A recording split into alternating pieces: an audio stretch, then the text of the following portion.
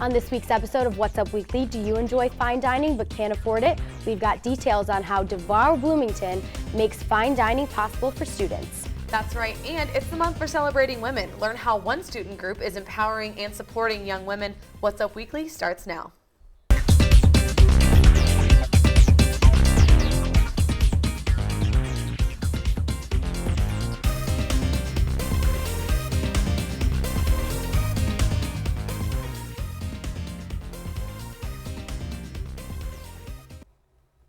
Hello and welcome to this week's episode of What's Up Weekly. I'm Sierra Hignite. And I'm Sheila Riley. One Gamma Phi sister is about to be living the dream. On Sunday evening, the Delta Chi fraternity hosted the Miss Greek IU pageant to raise money for cancer. This year's crown belongs to Gamma Phi freshman Olivia Wagner. Wagner competed in support of the Girls on the Run, which promotes confidence in girls everywhere. After being crowned, Wagner posted this photo to Instagram with the caption, "I done did it." Congratulations to Wagner and the rest of the competition class. And there are plenty of restaurants in Bloomington that offer fine dining, but might be too expensive for some students. Devour B-Town is a great way to experience fine dining at an affordable price. Reporter Sarah Beckel went to downtown Bloomington to see what deals she could find. Devour B-Town is Bloomington's premier dining experience. From March 20th to April 2nd, Bloomington is having 14 delicious days of three-course value-priced meals. I'm here at the Tap, one of the participating restaurants of Devour B-Town, taking a look at their special menu for these 2 weeks. It's a great new experience, and it's a way for all of the restaurants to come together and kind of, not be so isolated. Devour B-Town gives people the chance to explore the unique restaurants of Bloomington and sample some of the greatest meals at an affordable price. For some students, these deals can't be beat. Yeah, I think it's awesome. I wish I had known about it earlier because it definitely would have been a deal. Obviously, we want all of the public to come out and try our food items, but it's definitely for students to get a more affordable option. With a variety of choices, Bloomington restaurant goers have a new chance to explore. Definitely get people out of their comfort zone, I guess, trying different foods because there's a ton of awesome food that's kind of near Kirkwood. Yeah. No tickets or coupons necessary. Simply ask for the Devour menu. For What's Up Weekly, I'm Sarah Beckel. If you have not had time to check out the great deals of Devour B-Town, you still have until April 2nd, so stop by one of these selected restaurants and ask for their special menu.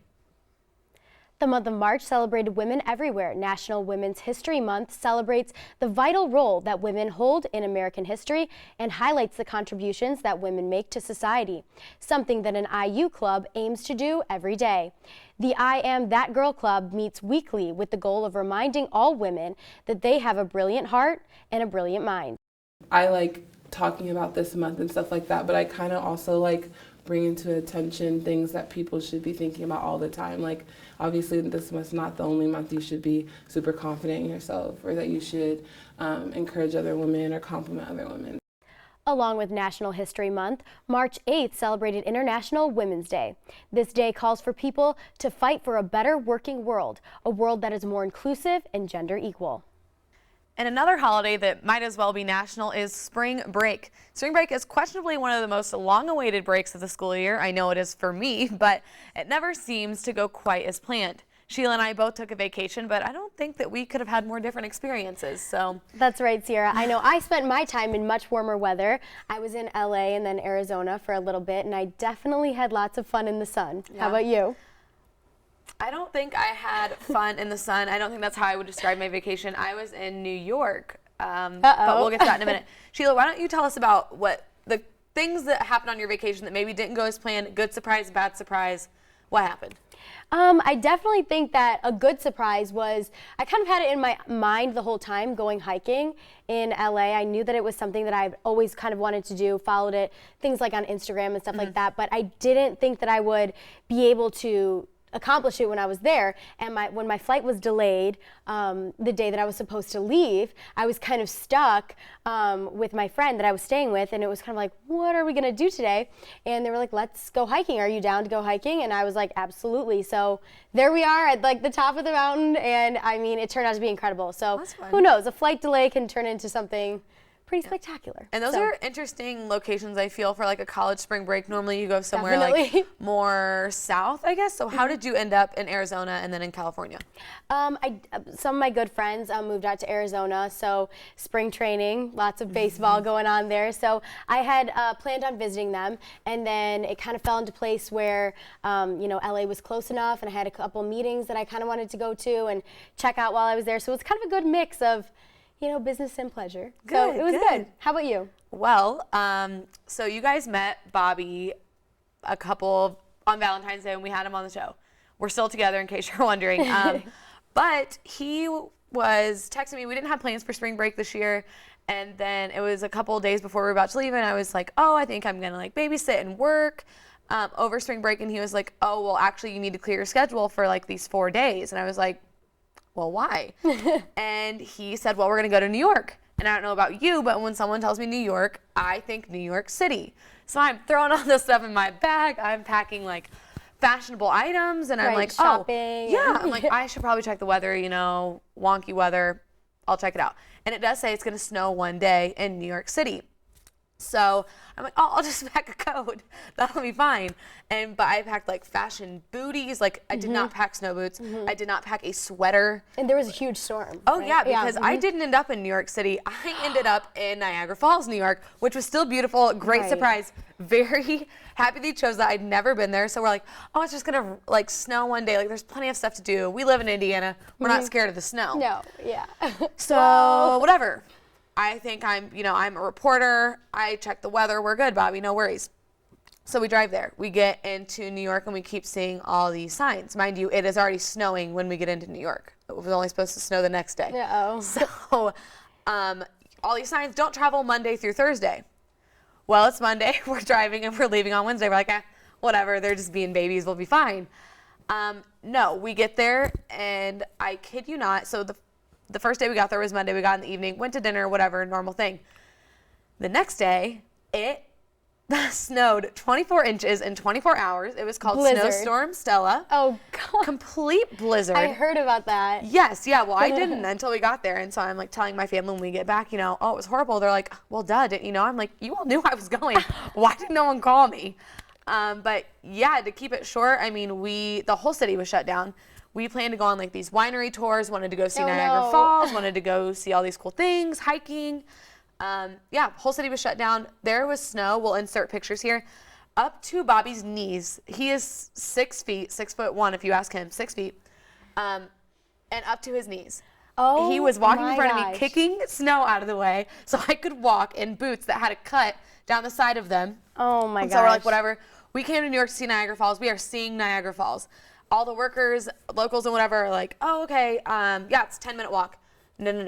It was a 2-mile walk. It was a 2-mile hike through Right. 2 feet of snow. Which is add on. Yeah, at this point, I'm just like, I'm going to jump in Niagara Falls. Oh my gosh. Before we even make it. We get there. We see, I kid you not, this much. Let me just show you this much of the waterfall. Because the visibility is so bad. No. Yeah, So barely you get saw- all the way to the Oh, yeah. top. And we're like, oh, we We had finally much made it. different experiences with hiking here. And might I just tell you, we accidentally ended up in Canada twice with no passports. Uh-oh. Yeah.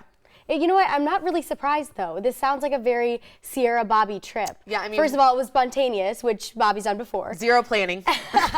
Okay, or we could say zero planning.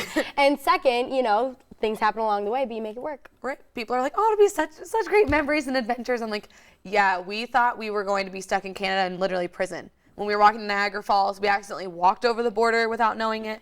Mind you, not a soul was there and no one stopped us.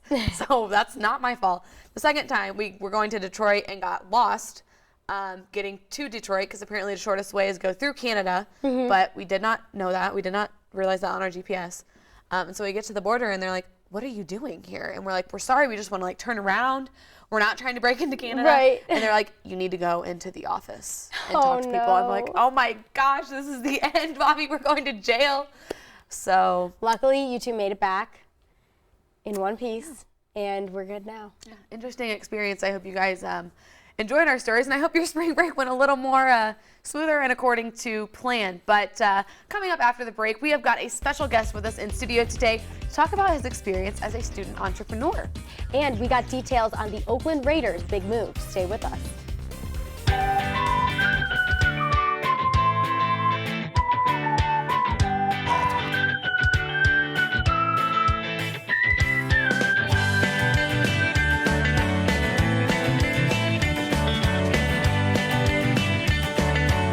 it's an honor to be here.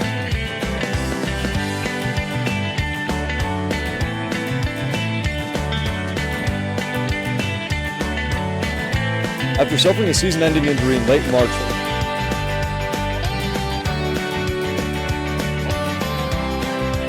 As you can see behind me.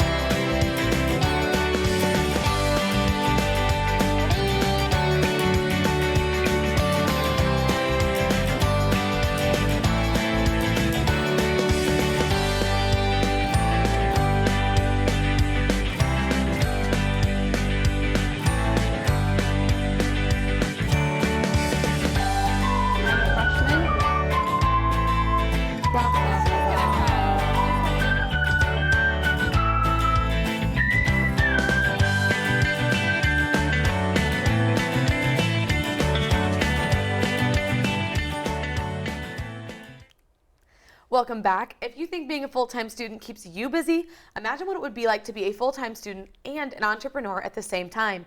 Sarah Buckle joins us in studio to talk with a special guest about the company he has created. Sarah? Thanks, Sierra. I'm here today with Martin McGinnis. He is the co-founder of 2 companies here on campus, and he'll be chatting with us a little bit about his businesses. Thank you, Martin, for meeting with us today. Thanks so much, Sarah. Yeah, so would you like to start off by telling us the names of your 2 businesses? Sure. So I co-founded 2 startups. The first one's called Greek Ride, and the second one is Event List. Greek Ride and Event List. So what is Greek Ride? Sure. So Greek Ride is a mobile app that connects students and allows them to help transport around campus. So essentially an Uber or Lyft for the Greek system, so the fraternity and sorority system on campus. Wow, that's really helpful. So who are the drivers for that? Yeah, so we actually established this app back in 2013 before I even knew about Uber, or so sometimes we joke that we wish we made Uber because that was the end goal, but the drivers are actually students themselves that are volunteering to drive other students around to make sure that everyone gets around safely and more efficient. So it's fraternity and sorority members themselves are the drivers. Okay, and what inspired you to start this idea? Yeah, so you know, me and my co-founders, we always kind of wanted to start something, and I think that the best ideas always come from something you're very involved in. So I got involved in Greek life early on and had to drive myself, and I thought to my, you know, this is definitely, there's an opportunity to make the system more efficient and easier to use, and that's kind of sparked my idea to it. And then when I met my co-founder Liam, he actually had a similar idea, named it Frat Cab, and he was in a different fraternity, so we decided to join forces and create what became Greek Ride. Greek Ride, okay. So you are in a fraternity yourself? Yes, I'm in Sigma Phi Epsilon. Okay, that's awesome. So talk to me about Event List. Yeah, so you know, after making Greek Ride, I kind of realized, along with my team, kind of the power of creating something and having people using it, especially with technology, where, you know, an app, anyone with access to a mobile phone can immediately download your product rather than having to distribute things. Right. So, you know, my co-founder Liam, he always had the vision of, you know, what should we do today? There's always several events and specials and things happening on campus, and most people just have no idea about it. So that's kind of evolved into what became Event List. So originally Event List was just an overall going out app, whether it's what concerts are going on right now, what are the drink specials at bars, you know, what are some special events going on in the auditorium. So we still have all that information, but recently we've actually added stories as well, just like other companies like Snapchat and Instagram, to be able to link them directly to location. So unlike those other apps, ours, you can actually only post a story at the location you're at, but people within a certain radius can actually view it. So if you're ever wondering what a specific venue is like, or a concert or a bar, before even going, you get to see the stories from that area. Yeah, so I downloaded the app for myself as well, and it's got kind of like a Snapchat feel to it. You just like post where you are and just like, you know, let other people know what's going on. It's really cool. So what inspired you to start Event List? Yeah, as I mentioned, my co-founder kind of had this vision, and we all realized we all have the same problem, which is we generally go to the same places. You know, we're people of habits, so it's always nice to explore or be more aware of your surroundings. And because we had already created an app, we knew it was definitely possible, and we just worked very hard. We've been working for a while just kind of on the concept, and we were able to finally launch it pretty recently this year. So.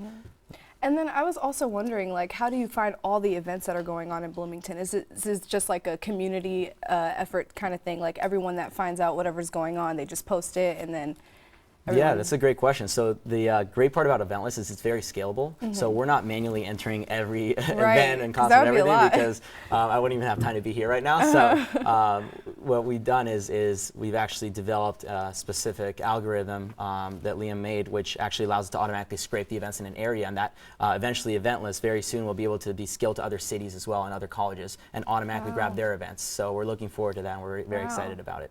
So you put in a lot of work into this, and I see that it's come out great. So as a young entrepreneur, like, my question for you is, how do you balance being a full-time student and a full-time entrepreneur?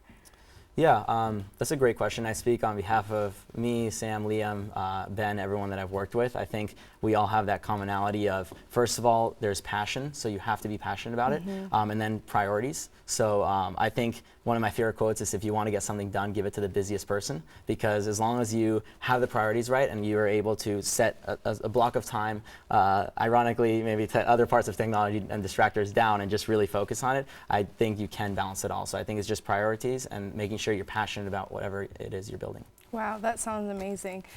So thank you for coming in to talk with us today about Greek Ride and Event List. Make sure to like and follow their pages on Facebook. So thank you. Thank you so much. Yeah. Thanks, Sarah. Vegas is commonly known for all its entertainment, and now we can add an NFL game to our Vegas to-do list. That's right, Sierra. The National Football League approved the Raiders' move from Oakland to Las Vegas. The Raiders are set to play in the brand new stadium that costs nearly $2 billion. That's right, and they plan to open the stadium in 2020, so in the meantime, the Raiders are expected to stay in Oakland. But while you wait for the football season to start back up, there's always something new and exciting to watch on Netflix. That's right, Sheila. Adam Sandler has had a lot of success with his Netflix films, and he just agreed to do 4 more. The new 4 films are in addition to the 2 films he agreed to in 2014, and Sandler's Happy Madison Productions will produce all of the films. The first 2 films signed in 2014 are The Ridiculous Six and Do-Over. The next films to add to the Netflix list is called Sandy Wexler, and it will debut on April 14th. Sorry about that. And our last trending topic today is about an Indiana resident who has taken over the internet because his wife got fired. Yeah, Sheila, hashtag Justice for Brad's wife has hit the internet by storm and basically spammed Cracker Barrel's Facebook page. A woman was fired from the Cracker Barrel in Corden, Indiana after working there for 11 years. But that's not the worst of it. She was fired on her husband Brad's birthday. Yeah, and after his wife had to come home and explain what happened, Brad took to Twitter to tweet Cracker Barrel, asking why they let his wife go, and thus sparked the internet phenomena of the Justice for Brad's wife. Yeah, now people all over the country are using the hashtag on pretty much every post on Cracker Barrel's Facebook page since the incident, along with any other posts that happen to mention Cracker Barrel. Yikes. I mean, this can't be good for the company or Brad or his wife, let's be honest. I mean, I'm just curious what Brad thought was going to happen. Right. Will she get rehired? Probably not. That their entire Facebook feed is spammed. But you know what? Good luck, Brad, and good luck to your wife. I'm sorry you had a bad birthday. Well, that's what's up this week. Tune in next week for all your local and entertainment news. And don't forget to follow us on social media. Like us on Facebook at iOS TV News and follow us on Twitter at What's Up Weekly IU. For What's Up Weekly, I'm Sierra Hignite. And I'm Sheila Riley. Thanks for watching, and we'll see you next week.